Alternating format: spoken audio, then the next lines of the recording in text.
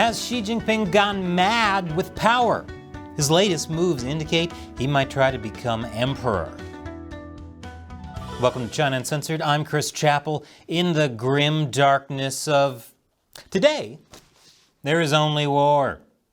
Xi Jinping is on his way to becoming God Emperor of the Chinese Communist Party.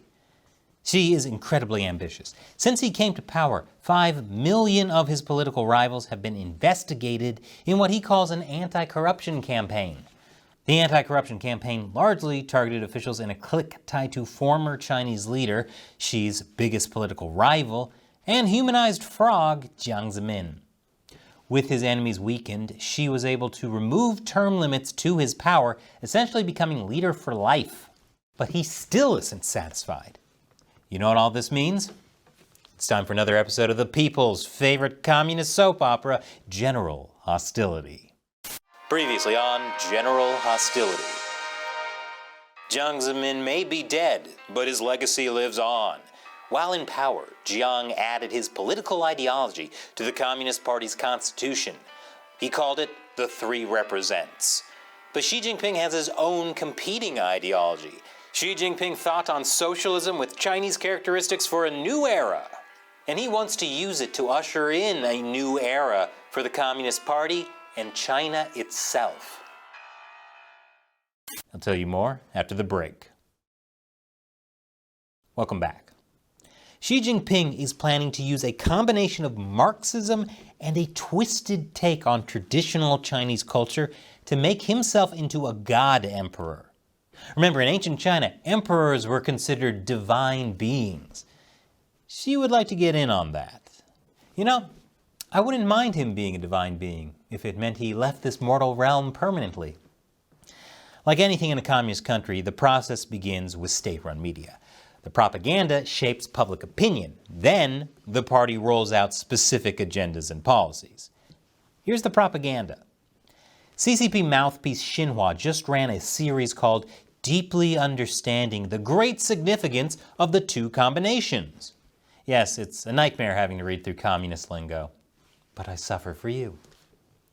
The articles have names like Establishing and Developing Socialism with Chinese Characteristics is the Only Way, The Logical Necessity of Organic Combination, and Exploring Future-Oriented Theoretical and Institutional Innovation.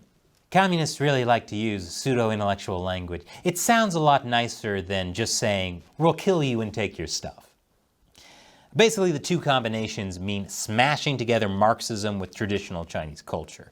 You know, the culture Mao tried to wipe out in the Cultural Revolution? Marxism and traditional Chinese culture go together like peanut butter and a kid with severe peanut allergies. Xi has been laying the groundwork for this from the beginning. Shortly after he came to power in 2013, he visited the Kong family mansion where the descendants of Confucius lived. He talked about how important it was for the past to serve the present.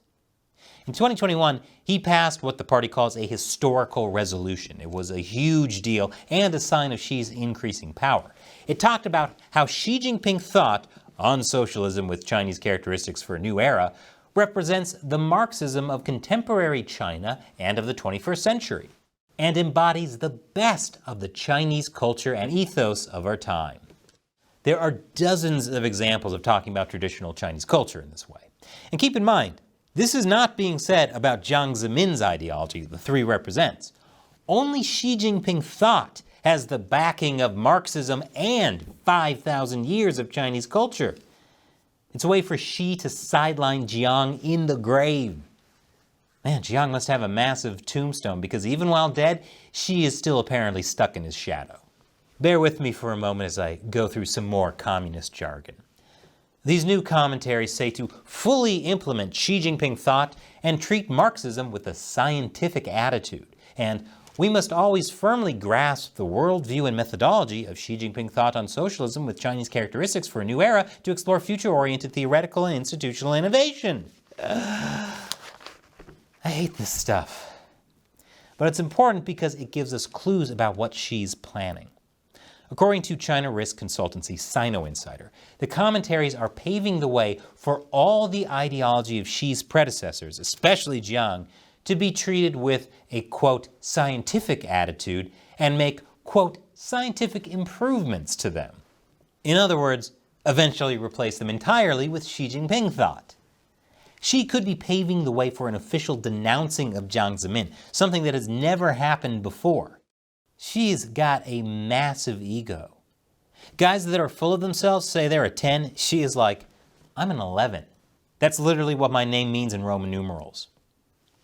In particular, it would be interesting to see what such a scenario would mean for Jiang's primary legacy, the persecution of the Falun Gong spiritual practice. But Xi could have even bigger ambitions than that.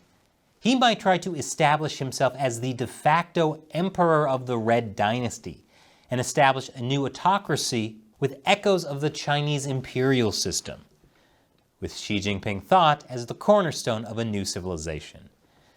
It's probably crazy though, right? Xi Jinping wouldn't do that, right? He doesn't have any imperial ambitions, right? This could actually be a way for Xi to survive the collapse of the Communist Party. China is facing unprecedented tribulations. The population is shrinking. Youth unemployment is at an all-time high. And protests are erupting that specifically call out the Chinese Communist Party. And like any good captain, Xi is intent on being the first on a lifeboat and watching the ship sink from a safe distance. Xi might try to pin all the troubles on the Communist Party, dissolve it and any restraints still left on him by the Marxist-Leninist system, and position himself as the overseer of a transition to a new era. Of course, the most likely thing is that Xi will end up alienating everyone in the party and everyone in China, and everyone will put the blame squarely on his head, which might not then remain attached to his shoulders. Yep, Warhammer was just describing communist China. And now it's time for me to answer a question from a fan who supports China Uncensored on our exclusive social media platform on Locals. If you'd like to join, head over to chinauncensored.locals.com. Today's question comes from For the Truth 12. Seems to me anything we buy from China is feeding their warmongering ambition. Can we not stop any products from China being sold in the USA markets? Can we even do that since both countries are so interdependent for goods in the selling market? Can we uncouple from China? That should prove interesting. Globalism is here to stay. Isolationism and one world CCP does not seem to me the way the globe will ferry. Just saying.